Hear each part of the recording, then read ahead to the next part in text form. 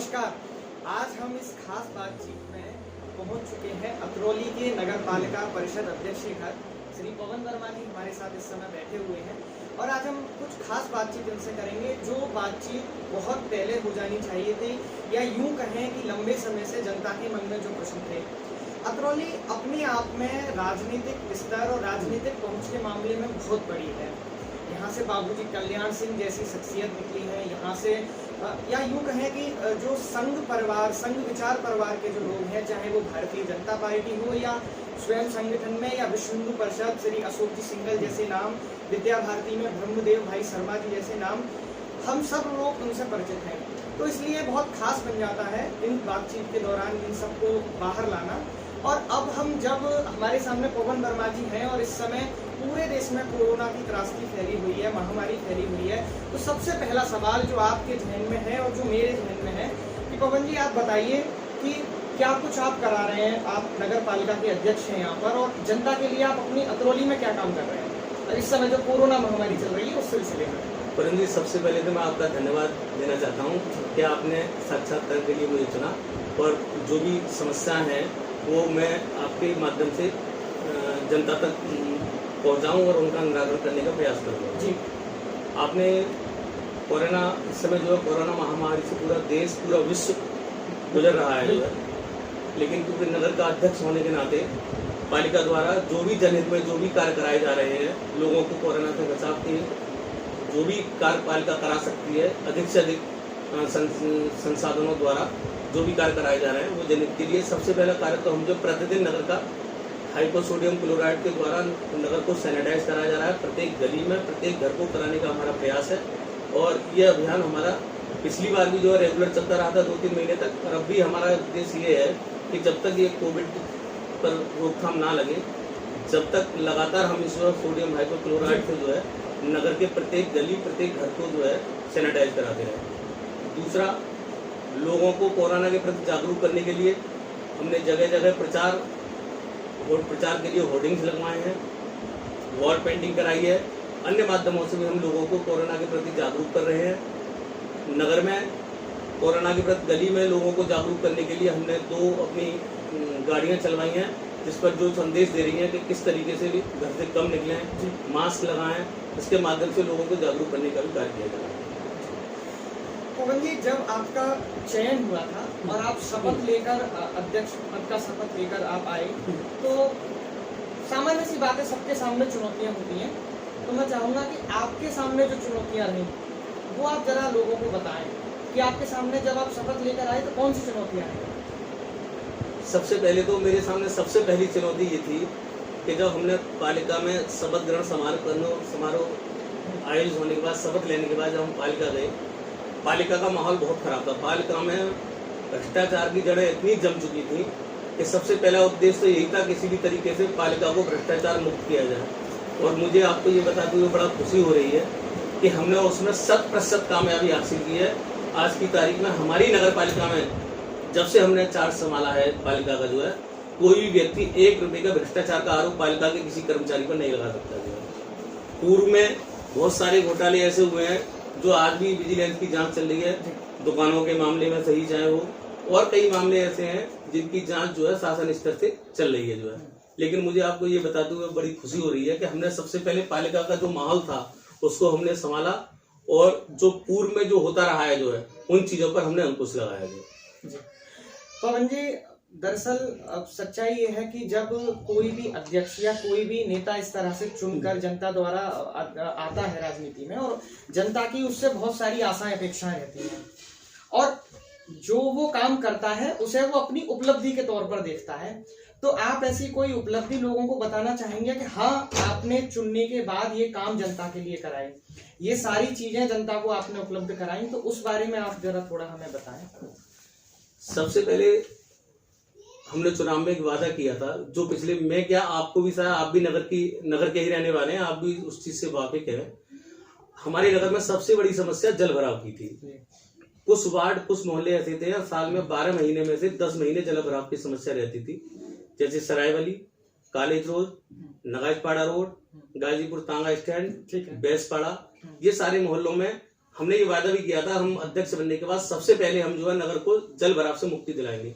और मुझे आपको ये बताते हुए बड़ा प्रसन्नता हो रही है कि मैंने इस काम में 80% तक जो है नगर को हमने जल भराव से मुक्ति दिलाई है। चाहे वो कॉलेज रोड हो, चाहे वो सरायबली की गलियां हो, यहाँ जरा सी बारिश होने पर पूरे घरों में पानी घुस जाता जो है।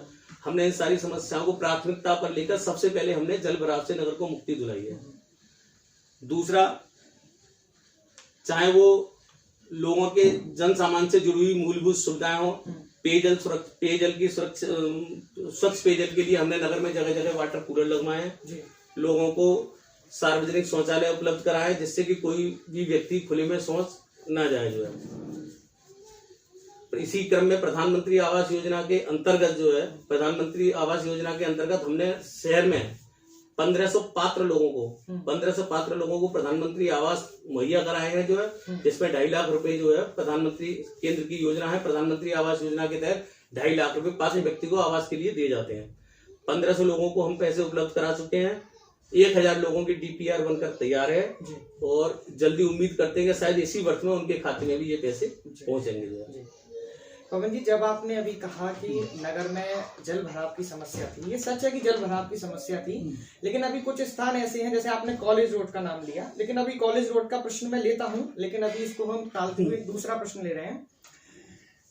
मैंने जो देखा और उस समय के जो अखबार थे वो पूरे भरे हुए थे लबालब, किस तरह से कि आप भाजपा से टिकट की आशा कर रहे थे और आपके समर्थक, और जब आपको भाजपा से किसी अन्य व्यक्ति को टिकट मिली तो जो आपके समर्थक थे उनके साथ मिलकर आप पर्चा भरने गए, तो एक अलग राजनीतिक माहौल क्रिएट हुआ पूरे समय, और अखबार उससे उस समय पूरा भरा रहते थे। राजनीतिक सरगर्मी बड़ी तेज थी अतरौली की, तो उस बारे में आप कुछ कहना चाहेंगे कि वो जो कुछ हुआ था वो कितना अहम था, कितना महत्वपूर्ण था और कैसे वो घटित हुआ था? वरुण जी, उस समय परिस्थितियां ऐसी थी, जनता के प्यार और जनता के सहयोग से मैंने जो है पार्टी से टिकट का आवेदन किया था जी। और पार्टी के पैनल में मेरा नाम यहाँ से गया था जो है, पार्टी के पैनल में मेरा नाम यहाँ से भी गया था, क्षेत्रीय कार्यालय से मेरा नाम लखनऊ गया था पैनल में जो है। लखनऊ से पार्टी ने जो निर्णय लिया उचित निर्णय ले लिया होगा, तो मुझे टिकट नहीं मिली। टिकट पार्टी के ही एक वरिष्ठ कार्यकर्ता को टिकट दी गई जो है, लेकिन क्योंकि मुझ पर जनता का इतना भारी दबाव था, क्योंकि जनता के दबाव और प्यार के आगे मैं जो है हिम्मत, मतलब पार्टी के निर्णय का सम्मान नहीं कर सका और मुझे जनता के ही निर्णय मानना पड़ा मुझको जो है। इसलिए मैं जनता के साथ जाके मैंने पर्चा फाइल किया था। हालांकि बाद में पार्टी ने मुझको जो है पार्टी का प्रत्याशी घोषित किया जो है, और पार्टी ने बहुत अच्छे मतों से यहाँ से भाजपा ने जीत दर्ज की जो है। जी ठीक है पवन जी, राजनीति में जब भी कोई आता है, जैसे आज कोई विद्यार्थी ये जानना चाहे या अतरौली के कोई विद्यार्थी ये जानना चाहे आपसे कि आपने क्या ये पहले ही सोच के रखा था कि आपको राजनीति में जाना है, यानी आपका राजनीतिक गुरु कौन है, आपका राजनीति में आना कैसे हुआ, इस सब के बारे में थोड़ा बताइए। राजनीति में मेरा, हालांकि पहले से राजनीति में आने का मेरा कोई मन नहीं था जो है, लेकिन क्योंकि 2012 में विधानसभा, 2012 में नगर पालिका चुनाव से पहले जो है हमारे मित्रों ने बैठ करके एक दिन चर्चा की कि इस बार जो है शायद आरक्षण चेंज होगा जो है, तो सीट अगर BC में जाती है तो आप जो है दावेदारी कीजिएगा जो है। पहले तो मैंने उन लोगों से मना किया, लेकिन बहुत अपने लोगों ने, मित्र मंडली में बैठ के सब लोगों ने बैठ के मीटिंग की, सब लोगों ने बहुत मंथन किया इस बात पर क्या रिजल्ट होगा, कैसा रहेगा। तो सब लोगों ने बैठ के, मतलब कुल मिलाकर मित्रों के उसके आग्रह को मैं टाल नहीं सका और सबने मिलकर बहुत सामूहिक रूप से प्रयास किया। और पिछली बार जब हम चुनाव लड़े तो काफी कम अंतर से हम हारे। उसके बाद फिर हमने मन बनाया कि चलो भाई, किसी न किसी, जब जनता की सेवा करनी है तो इससे बढ़िया माध्यम, इससे बढ़िया प्लेटफॉर्म कोई और हो नहीं सकता। इसलिए फिर हम जो है राजनीति, जनता की सेवा का आपने नाम लिया, और जब नगर पालिका में आते हैं तो मतलब मुझे लगता है कि सड़कें, साफ पानी, ये सब एक बड़े मुद्दे होते हैं। और अगर हम अतरौली की सड़कों की बात करें, चाहे हम देखो पाली रोड से जब हम जो नहर के बराबर सड़क जाती है उधर से उतरें, या फिर जो पिलखुनी वाली सड़क है जो रामघाट रोड जाता है उधर से अतरौली तिराहे से होकर शमशान घाट की तरफ आए, वो वाला रोड हो, चाहे पेड़ चौराहे से अतरौली में घुसे, जो कॉलेज रोड है पूरा KMB इंटर कॉलेज वाला रोड, वो भी काफी खस्ता हालात में है। तो अतरौली में प्रवेश करने के ऐसे बहुत सारे मार्ग हैं जो आज खस्ता हालात में है, और आपको चुने हुए 4 साल हो गए। तो पवन जी, इस बारे में आप कुछ बताना चाहेंगे कि अब तक ऐसा क्यों है?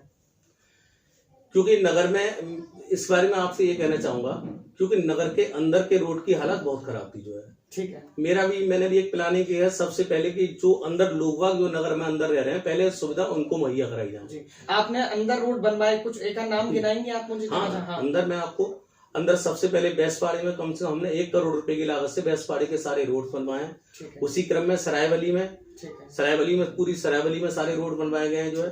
कॉलेज रोड पर काफी काम हुआ है जो है। 65 चौड़ाई वाले रोड में आधे से राठी चौराहे से लेकर के नंदन वाटिका आधा रोड हम बनवा चुके हैं, आधा रोड रह गया बनने को। उसमें कुछ दिक्कतें आ रही हैं जो है। कैसी दिक्कतें आ रही हैं? दिक्कत में कुछ अपने ही लोग जो है उसमें अड़चन पैदा कर रहे हैं जो है, और उसे राजनीतिक टूल दिया जाता है। जब भी मैं काम कराने की वहां शुरुआत सोचता हूँ, जब भी वहां एक राजनीतिक टूल पैदा कर दिया जाता है तो फिर मुझको भी थोड़ा, क्योंकि ऐसा पार्टी के ही लोग हैं, मुझे भी असल में सब लोगों को साथ ही लेके चलना है, तो फिर मुझे थोड़ा उसमें बैकफुट पे आना पड़ता है। इसलिए मैं थोड़ा वो काम अभी रुका पड़ा है, लेकिन ईश्वर ने चाहा तो सब लोगों के सहयोग से वो काम भी जल्दी पूरा करा दिया जाएगा। इसी तरीके से नगाइशपाड़ी में भी जल भराव की समस्या रहती थी। नगाइशपाड़ी में हमने सोनी चौराहे से लेकर के आपने जो पूछा था अभी नहर तक जो है रोड, नहर वाला रोड खस्ता हालत में, उसमें आधा पार्ट तो हम कंप्लीट करा चुके हैं। सोनी चौराहे से लेके अवंतीबाई लोधी धर्मशाला तक का रोड हम कंप्लीट करा चुके हैं। सेकेंड पार्ट में जो है अवंतीबाई लोधी धर्मशाला से लेकर नहर तक का जो रोड है उसकी डीपीआर हमने शासन को बना के भेज दी है। आपने डीपीआर भेजी है और रोडों की भी भेजी? हाँ, और रोडों की भी भेजी है। मेरे पास कुछ डीपीआर की कॉपी मेरे पास ये है। इसमें कॉलेज रोड वाला भी रोड है जो है, और नगाइशपाड़ा धर्मशाला से लेकर नहर तक का रोड जो है उसकी भी डीपीआर हमने बना के भेजी है। एक समताल वाला रोड है राठी चौराहे से, उसके भी डाबनीकरण की डीपीआर हमने बना के भेजी है। शासन से पैसा स्वीकृत होते ही सारे काम तुरंत शुरू करा देंगे। मुझे अनुमान है कि अपने कार्यकाल में शायद ये काम में ज्यादातर काम कराने का प्रयास करूंगा जो है। अच्छा पवन जी, आप बताइए, आप भाजपा से चुने गए हैं, प्रदेश में भी भाजपा की सरकार है, तो पैसा आपने ये कहा कि मैंने प्राथमिकता में अंदर के लोगों की वरीयता दी, मतलब, लेकिन अब तक पैसा नहीं आया, उसके पीछे कोई कारण आपके दिमाग में? नहीं, सन फाइनेंशियल ईयर मार्च 2020 तक काफी अच्छा बजट पालिका में आया और काफी काम भी हुए, करोड़ों रुपए आया, बहुत सारे काम हुए हैं। जो काम पिछले 10 साल में नहीं हुए वो काम हमने 3 साल में किए हैं, क्योंकि उसका तो लेखा जोखा नगर पालिका में हर चीज का है। आप कंपेरिजन कर लीजिएगा, हमने 3 साल में इतने कार्य कराए हैं जो काम पिछले 8 साल में वो काम नहीं किए जो हमने पिछले 3 साल में कराए हैं जो है। लेकिन क्योंकि पिछली बार कोविड महामारी की वजह से जो है लॉकडाउन लगा, उसकी वजह से गवर्नमेंट की भी वित्तीय स्थिति थोड़ा कमजोर हुई। उस वजह से पूरे प्रदेश की क्या पूरे देश की जहां भी स्थिति जो रही, थोड़ा सरकारों के सामने वित्तीय संकट गहराया। उसी क्रम में थोड़ा दिक्कत रही है, लेकिन अब धीमे धीमे सामान्य रूप से बजट आना शुरू हो गया है जो है, और उम्मीद कर रहे हैं इस साल जो है अच्छा बजट आएगा और जो भी काम अधूरे रहेगा उन्हें हम कराने का पूरा प्रयास करेंगे। ठीक है पवन जी, जब चयनित होकर आप आए, देखा मैंने और अखबारों में भी वो एक छोटी हेडिंग का विषय बना था कि आपने बनते ही या आपके कार्यकर्ताओं ने या आपके द्वारा जो बिल्डिंग है नगर पालिका परिषद की उसको केसरिया रंग में रंग दिया गया, जबकि सामने ही एक मस्जिद है। दूसरा ये कि अभी कुछ समय पहले ये भी काफी मुद्दा बना कि जब अल्पसंख्यक समुदाय के लोग अवंतीबाई चौराहे वाली जो सड़क है वहां गए और जो लोग थे, जो कब्रिस्तान था उसको खुदवा दिया गया। अब वो किस आधार पर खुदवाया गया, क्यों खुदवाया गया, ये एक अलग मुद्दा है, लेकिन अल्पसंख्यक समुदाय में आपको लेकर रोष दिखाई देता है कहीं ना कहीं। तो ये दो बातें, केसरिया रंग की पुताई कराना और कब्रिस्तान को खुदवाना, इस पर आप मुझे बताएं। वरुण जी, मैं इस बात से आपकी इस बात से इत्तेफाक नहीं रखता, क्योंकि हमारे अतरौली ऐसा कस्बा है, यहाँ हिंदू मुस्लिम वाली कोई बात ही नहीं है। यहाँ सब लोग आपस में भाईचारे से रहते हैं। और इसका मैं आपको एक उदाहरण देता हूँ। मैं भारतीय जनता पार्टी के टिकट पर जो है नगर पालिका अध्यक्ष चुना गया हूँ, और मैं आपको बताऊं अतरौली में 6 वार्ड ऐसे हैं, मतलब 6 बूथ ऐसे हैं जहां पर जो है एक भी हिंदू वोट नहीं है, सारे वोट अल्पसंख्यक है जो है। और मैं आपको बताऊंगा, मुझे वहां से कम 350 वोट जो है, 350 अल्पसंख्यकों का वोट मुझे कमल के फूल पर उन्होंने मोहर लगा करके मुझे दिया है। तो इसलिए मैं इस बात से सहमत नहीं हूँ आपकी से कि मुस्लिमों का जो है वो अल्पसंख्यकों का मेरे प्रति जो है रुझान सही नहीं है। और रही बात उसकी बिल्डिंग की जो है, मैं जब चेयरमैन बन के मैंने शपथ ली थी, मेरे शपथ लेने से पहले, क्योंकि नगर पालिका का कार्यकारी अधिकारी जो है ये होते हैं जो, तो मेरे शपथ लेने से पहले वो बिल्डिंग जो है केसरिया रंग में, उस शासी अधिकारी ने उसका चयन किया था कलर का जो है। और क्योंकि उस समय प्रदेश में और देश में भाजपा की सरकार थी, तो अधिकारियों ने सोचा होगा कि जिस समय सारी बिल्डिंग ज्यादातर जो केसरिया रंग में थी, यही उनकी पूरे प्रदेश में एक माहौल क्रिएट हो रहा था, जगह जगह बस हो, चाहे उनके जो सरकारी आवास हो या फिर कुछ भी हो, उसको रंगा जा रहा था। यही सोच उनकी शायद अधिकारी रही और उसमें उन्होंने जो है उस बिल्डिंग का जो है केसरिया रंग से उसका जो है। कब्रिस्तान के बारे में, कब्रिस्तान वाली जो है ये गलत, ये जो है भ्रांति जो है अल्पसंख्यक समाज के मन में बैठाई जा रही थी कि कब्रिस्तान की जगह पर पालिका ने कब्जा कर लिया, लेकिन ऐसा नहीं है।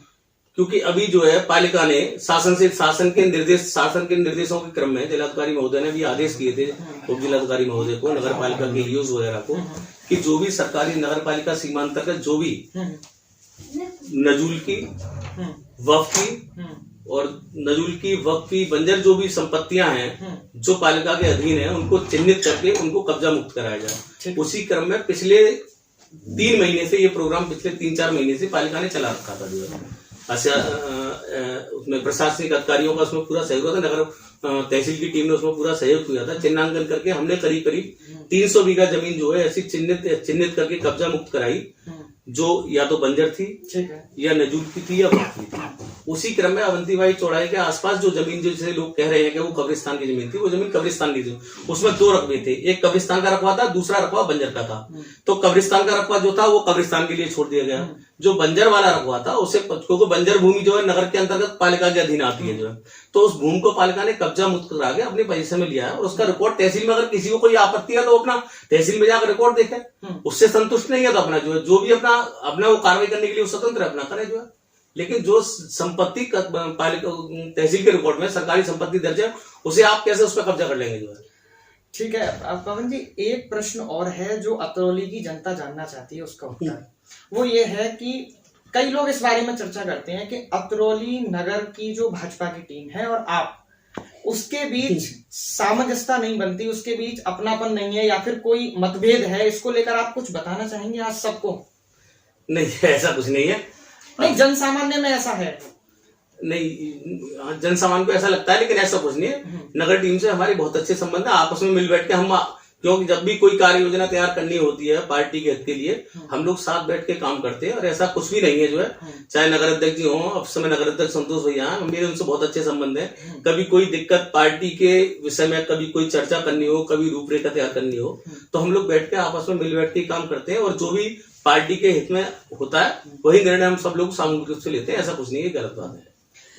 पवन जी, आपको भी पता है कि 2022 में उत्तर प्रदेश विधानसभाओं के चुनाव हैं। दूसरा ये कि फिर उसके बाद लगभग 2023 में या 2022 में, जैसा भी शासन सत्ता तय करे, नगर पालिका परिषद के भी चुनाव होने हैं। तो जाहिर सी बात है कि एक प्रश्न बनता है कि आपको लगता है कि आपका काम बोलेगा? जैसे समाजवादी पार्टी का एक नारा था कि काम बोलता है, उनका काम तो नहीं बोला, लेकिन मैं आपसे पूछ रहा हूं कि क्या आपका काम बोलेगा? उस बारे में बताइएगा। और ये भी कि क्या आप अगला चुनाव लड़ेंगे? काम के बारे में मैं आपको बताऊं, काम के बारे में मुझे बोलने की जरूरत नहीं है। काम आप निकलिएगा, प्रत्येक वार्ड में कोई भी वार्ड ऐसा नहीं होगा जहां हमने कार्य ना कराया हो। रहे जनहित के व्यक्तिगत कार्यों की बात भी बता रहा हूँ, लोगों के व्यक्तिगत, प्रधानमंत्री आवास योजना के बारे में मैंने अभी आपको बताया था। बाकी जनहित के कार्यों में हमने एक सार्वजनिक पार्क का निर्माण कराया है 75 लाख रुपए की लागत से। कहाँ पर कराया है, क्या नाम है पार्क का? पार्क का नाम कल्याण पार्क है, भानपाड़े में। इस पार्क का हमने निर्माण कराया जो है 75 लाख रुपए का लागत से। बहुत बढ़िया पार्क, जन सुविधाओं के साथ। 75 लाख बोला आपने? 75 लाख रुपए की लागत से पार्क का निर्माण करा। काफी बढ़िया पार्क बनाया जो है। यहाँ सुबह शाम लोग वक्त जाकर के अपना जो है, वहाँ बच्चों के खेलने वेलने के लिए भी सारी सुविधाएं भी उपलब्ध कराई जाएंगी। और लोगों के लिए हमने 2500 व्यक्तिगत शौचालयों का निर्माण कराया है जो है। 12 सार्वजनिक शौचालयों का निर्माण कराया है। ठीक है। 4 नए शमशानों का, एक पुराना शमशान था उसका हमने जीर्णोद्धार कराया था रामगढ़ रोड पर। बाकी 4 नए शमशान, हमने नए शमशान का निर्माण कराया 4 शमशानों का जो है।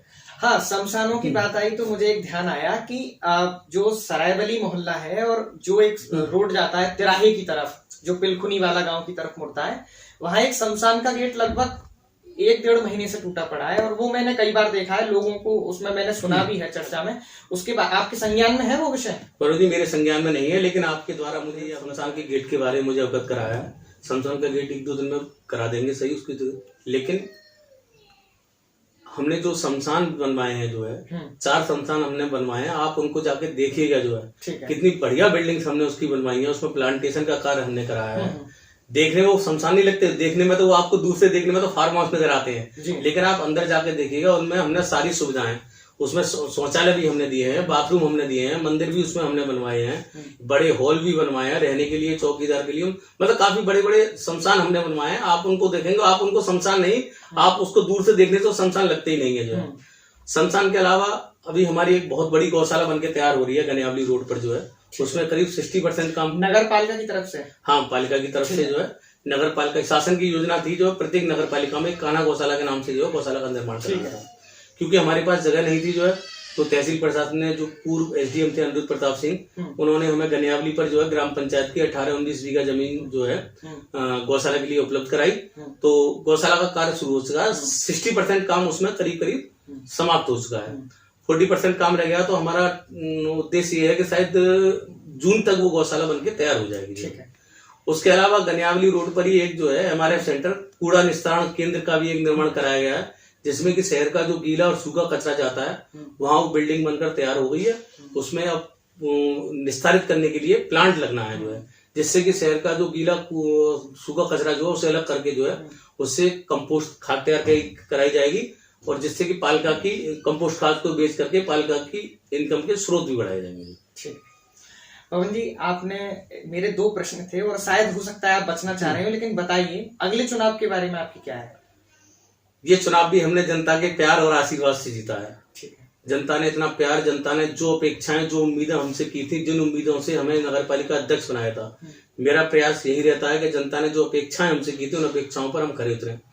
और ये तो जनता ही बेहतर जानती है, हालांकि मुझे अपने मुंह से नहीं कहना चाहिए, लेकिन फिर भी मैंने प्रयास ये किया है, जो लोगों की मूलभूत सुविधाओं की जो जरूरतें थी जो है मैंने उनको पूरा करने का भरसक प्रयास किया है, चाहे वो आवास के बारे में हो, शौचालय के बारे में हो, सड़कों के बारे में हो। स्ट्रीट, जब हम अध्यक्ष बने थे नगर पालिका को, उस समय शहर में स्ट्रीट लाइट की व्यवस्था ये थी कि सर रात को शहर में निकल जाओ, कहीं भी आपको बल्ब नजर नहीं आते थे पोल पर जो है। और आज स्थिति ये है, आप किसी भी गली के छोटी से छोटी गली में चले जाएं, आपको रात में भी जो है दिन जैसा उजाला ही नजर आएगा जो। तो हमने जो जनता की जो मूलभूत समस्याएं हैं, जनता की पानी की, लाइट की और सड़क की, हमने तीनों पर पूरा फोकस किया है। और मुझे ये कहते हुए बड़ी प्रसन्नता हो रही है कि इसमें काफी हद तक हमने जो है 60-65% तक हमने इसमें जो है 3 साल में हमने इसमें जो है अपना लक्ष्य, जो लक्ष्य हमने रखा था उसे पूरा किया है। और अभी हमारे पास 20-25 महीने का कार्यकाल हमारा बकाया है, और फंड अगर शासन से सही सलामत फंड आता रहा तो जो भी थोड़ी बहुत कमियां रह गई हैं सारी कमियां हम पूरी कराएंगे। और अगर जनता को लगता है कि हमने जनता के जनहित के कार्य किए हैं, हमने जो है, अगर जनता मेरे कार्य से संतुष्ट होगी, जनता अगर दोबारा अगर कहेगी कि आपको दोबारा कुछ करना, तो जनता अगर कहेगी तो चुनाव लड़ेंगे। जनता के ऊपर निर्भर करेगा, आने वाला समय बताएगा क्या है, अभी से कुछ नहीं कहा जा सकता। तो ये आज की खास बातचीत में हम पवन वर्मा जी के साथ लगातार बने हुए थे। बहुत सारे तल्ख जवाब, बहुत सारी टीका टिप्पणियों के साथ पवन जी ने बड़े ही उदारता से, विनम्रता से सारे प्रश्नों का उत्तर दिया। लेकिन पवन जी, मैं अब भी आपसे ये कहूंगा कि कोई एक खास संदेश जो आप अतरौली की जनता को देना चाहेंगे इस कोरोना महामारी के समय, अगर आप कुछ उनसे कहना चाहते हैं तो हमारे चैनल के माध्यम से जरूर कहिए। वरुण जी, आपके चैनल के माध्यम से मैं अतरौली नगर वासियों से अपील करना चाहता हूं कि जिस प्रकार हमारे प्रधानमंत्री जी, हमारे मुख्यमंत्री जी, हमारे संघ के स्वयंसेवक, भारतीय जनता पार्टी के पदाधिकारी कोरोना की लड़ाई में दिन रात एक किए हुए हैं, उनका सहयोग करें। जो गाइडलाइन, जो सरकार ने जो गाइडलाइन जारी की हैं उनका पालन करें। बहुत आवश्यक हो जब भी घर से बाहर निकलें, मास्क का प्रयोग करें। बिना वजह के चौराहों पर बाजार में भीड़ इकट्ठी ना करें। अगर आपके पड़ोस में कोई कोविड पेशेंट है तो उसकी सूचना तुरंत प्रशासन को दें, और कोविड से रोकने की लड़ाई में शासन का, प्रशासन का सहयोग करें।